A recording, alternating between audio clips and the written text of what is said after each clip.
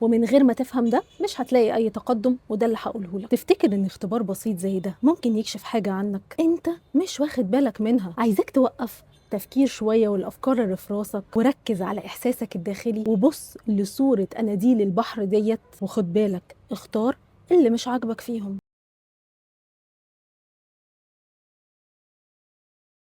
واكتب لي في الكومنتات اخترت ايه قبل ما تنسى اختيارك. ولما تختار اسمع لإحساسك وصوتك الداخلي، ووقف تفكير، لأن الاختبار ده مهم جدا، لأنه بيكشف ايه اللي موقفك في مكانك عندك ومش مخليك بتوصل للمستوى اللي انت نفسك فيه، وايه النمط اللي بيتكرر من غير ما تحس في حياتك، وازاي كمان تتجاوز المشكلة دي. جاهز؟ يلا بينا نبتدي. القنديل رقم 1، علشان خاطر انت دايما خايف من الفشل، فده موقفك زي ما انت في مكانك، وعلشان كده بتخاف انك انت تحاول لحسن تفشل، فبتبعد عن المخاطر وبتضيع من عندك انت ومنك فرص قيمة جدا، والفرص دي اللي ممكن فعلا تخليك ناجح وتوصل للمستوى المطلوب. والخوف ده هو العائق اللي دايما واقف كده قصاد تقدمك، وعلشان خاطر انت بتبعد عن المخاطر، فده حرمك انك انت تتعلم من الدروس وتستفاد من الدروس الحياتية. علماء النفس فسروا الخوف من الفشل هو سبب الطفولة للأسف. لما كنت بتواجه النقد أو حد بيقولك أي تقييم سلبي، وكل لما بتكبر كل لما بتزيد المقارنة ما بينك وما بين حد تاني. بس لازم تعرف كويس قوي إن الفشل ده هو جزء لا يتجزأ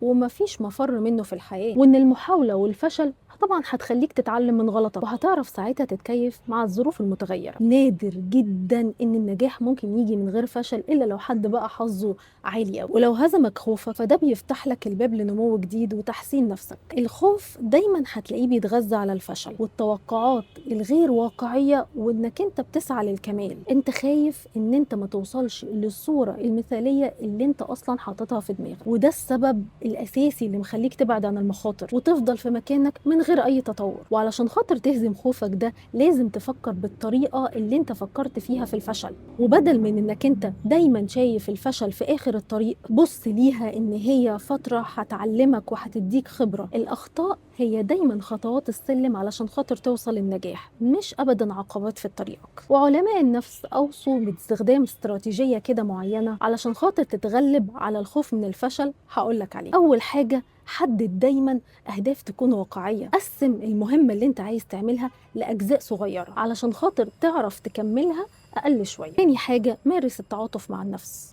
لازم تدعم نفسك وتقبل الفشل وانه جزء طبيعي جدا من النجاح. تالت حاجه ودي مهمه جدا جدا جدا، اطلب الدعم من الاخرين. اوعى تتكسف وخلي حواليك دايما ناس تديك الدعم. رابع حاجه، اتحدى نفسك وما تفضلش ابدا في الكومفورت زون بتاعتك، اخرج منها وجرب حاجه جديده. افتكر دايما وقول لنفسك ان الفشل ده حاجه كذابه بتبان ان هي حقيقيه في الاخر كده زي السراب، واقبل الفشل ان هو نقطه انطلاق واستخدام كأداة للنمو. القنديل رقم 2، ناقصك الانضباط الذاتي، وده عائق كبير جدا قدام تحقيق الأهداف البعيدة الطويلة المدى. هو بيخلي القدرات بتاعتك تتحكم في تصرفاتك، وده هيقلل من قدراتك. لازم تعرف أهمية التحكم في الروابط والدوافع، ومن غير ما تفهم ده مش هتلاقي أي تقدم، وده اللي هقوله لك. انت لازم تحط حدود وطريق للعمل، وده هيوصلك للنتائج اللي انت عاوزها. لازم تبدأ شوية كده تغير شوية حاجات في عاداتك، بدل من انك انت تشوف المهمة معقدة في أول الطريق،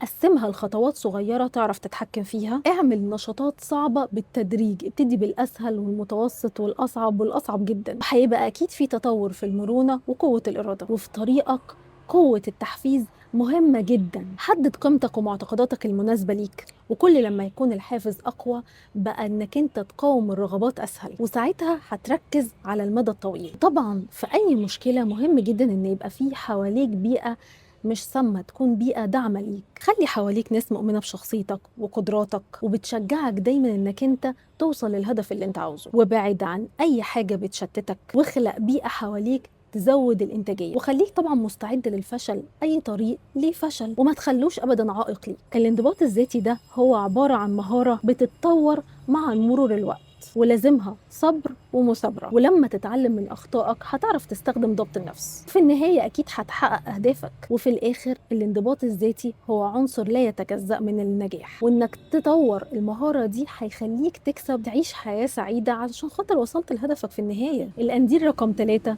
العلاقات والبيئة السامة اللي حواليك هي العائق قدام نموك الشخصي وتحقيق أهدافك. هي بتقلل ثقتك بنفسك وبتطفي الحافز وبتسلب منك الطاقة. وللسبب ده حاول كده تراجع البيئة اللي حواليك وتحدد مين فيهم اللي بيستنزفك وبيبوظ أحلامك، ودي حاجة مهمة جدا علشان خاطر تحقق أهدافك. وهقولك إيه هي علامات العلاقة السامة. هي بتيجي من حاجات كتير، زي مثلا إن حد دايما ينتقدك أو يقلل من قيمتك أو حتى يقلل احترامك بنفسك، أو يحاول يسيطر عليك ويعمل حدود لحريتك واستقلالك، أو يسيء ليك عاطفيا ويحسسك بالذنب، أو يخوفك، أو يخليك دايما مكسوف، أو يحسسك إنك أنت دايما لوحدك. ودايما هتلاقيه بيقلل جدا الدعم والتعاطف. دايما هتلاقيه بيحاول يستخدم أساليب علشان خاطر يوصل لأهدافه هو مش أهدافك أنت. ولو زودت بقى على العلاقة السامة كمان البيئة السلبية، فدي بقى هتبقى حاجة خطيرة جدا. وده شامل الأشخاص اللي حواليك اللي دايما بيدوك طاقة سلبية واللي عندهم نظرة متشائمة دايما،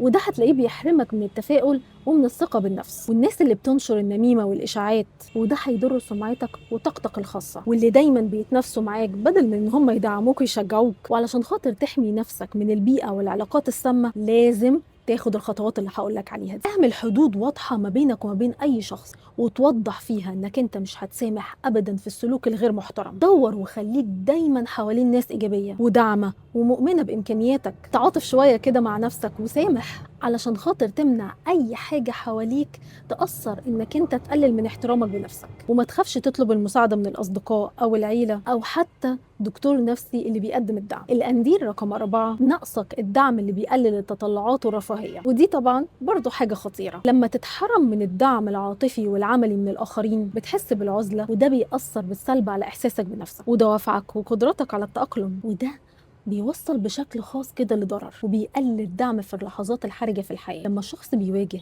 أي تحديات أو توتر في الحياة بيكون عندك احتياج طبيعي جدا للتعاطف والتوجيه والتشجيع. ولو ما لقيتش وقتها الحد اللي يدعم احتياجاتك دي فهتحس ساعتها بالاكتئاب والقلق وإنك أنت مش قادر تعمل أي حاجة. بس كمان افتكر إن مش عشان خاطر نقصك الدعم الخارجي ده مش معناه أبدا إن دي عقبة أنت مش هتعرف تتغلب عليها. بالعكس، دي ممكن تكون مصدر قوة ليك وداعم للحاجة اللي انت عايز توصل لها. وهقول لك برضو على استراتيجيات علشان خاطر تدعم نفسك. شجع نفسك وقول لها دايما كلمات حلوة، وما تقولهاش ما بينك وما بين نفسك، لا، عايزاك تقولها بصوت عالي او حتى تكتبها. فكر نفسك بنقط القوة اللي عندك والانجازات اللي انت حققتها. حدد دايما اهداف واقعية وما تزودش يعني الاهداف كتير، وقسم الاهداف لخطوات صغيرة تعرف تعملها. علشان خاطر الاهداف الصغيرة دي لما انت بتنجح انك انت تعملها هتلاقي نفسك مبسوط كده وعايز تكمل تاني. دايما احتفل بأي نجاح انت وصلت له مهما كان حجمه واعترف بده، وده دايما هيساعدك انك انت تبقى شخص ايجابي ومركز في رحلتك وهدفك. وده ما يمنعش انك انت تطلب المساعدة لما تحتاجها حتى لو من نفسك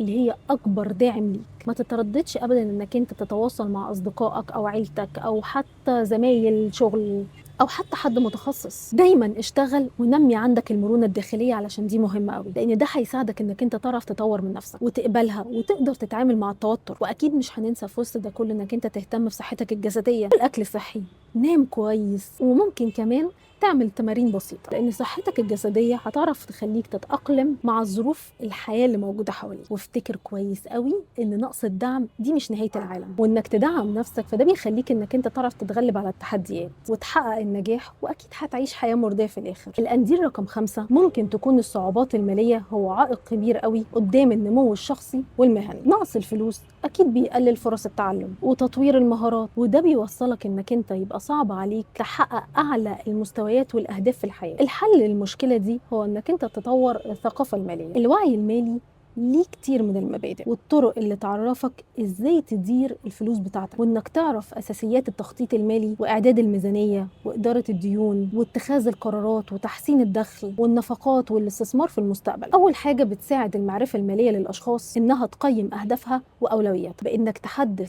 الهدف طويل المدى وقصير المدى، وتعمل خطه كده ماليه تساعدك انك تخصص مواردك بشكل فعال. اعمل ميزانيه صغيره وشوف انت بتصرف ايه وايه الديون اللي عليك، ودي حاجه مهمة هتعرف تخليك تعرف فلوسك رايحة فين. دي كمان هتعرف تخليك تتحكم فيها وما تزودش الديون اللي عليك. تاني حاجة، المعرفة المالية هتخليك تعرف تستثمر صح وبطريقة ذكية، وممكن يكون الاستثمار ده هو الطريق للنجاح. بس طبعا أكيد هيبقى فيه شوية مخاطر. إنك تعرف الاستثمار وتقيم الخطر والعائد ده هيساعدك إنك أنت تقلل المخاطر وترفع شوية نسبة النجاح، ويبقى عندك ثقة إنك أنت تعرف تستثمر فلوسك فيه. وكمان بيدي إحساس بالسيطرة والثقة، وده مهم جدا خصوصا في الفترات اللي الاقتصاد بيكون فيها ضعيف أو لما بتواجه صعوبة مالية مش متوقعة. القنديل رقم 6، الخوف وإنك أنت مش مستعد للتغيير، هو عقبة كبيرة جدا قدام التكيف والتنمية في الغالب. ودايما بيبقى التغيير ضروري جدا علشان خاطر يحقق التقدم، بس دماغنا ميالة بشكل طبيعي إن هي تبعد عن الظروف الغير مألوفة. فلما بيبقى فيه تجربة جديدة، دماغك ساعتها هتحس إنه مش مرتاح أو بيقاوم التغيير ده. وعلشان تتغلب على الصعوبات وتوصل لمستوى جيد في التنمية، مهم عليك جدا انك انت تعرف تتغلب على خوفك من التغيير. راقب الافكار السلبيه والمعتقدات اللي مانعاك انك انت تكون ميال لعدم التغيير، وبدلها بكلمات ايجابيه. ركز على الفرص والفوائد المحتمله اللي هتكتسبها لما تغير وتروح للوضع الجديد ده. افتكر ان اي تقدم بيحصل معاه شوية توتر وانزعاج، ولو كنت عايز تتطور وتنمو لازم تتعلم ازاي تتعامل مع المشاعر دي. طور القدرة على التكييف مع التوتر بانك على طول تعمل تمارين رياضية أو جرب التأمل أو حتى تمارين التنفس. وافتكر إن التوتر مدته قليلة، بس هو مربوط بدماغنا لأنه بينشط التفكير الإبداعي وبيحفز النمو. وطبعا خلي حواليك ناس بتدعمك وبتشجعك، وادخل جوه المجتمعات أو المجموعات واعمل تبادل خبرات وتعلم منهم، واوصل للإلهام اللي بيخليك تنمو. التغيير في الغالب بيحصل من التعاون والدعم والتبادل. واخرج شوية من الكومفورت زون بتاعتك بإنك تجرب حاجات جديدة. الحاجات اللي ممكن تلاقيها صعبة أو مش مريحة بالنسبة لك هي ممكن تكون فرصة مهمة جدا إنك أنت تعرف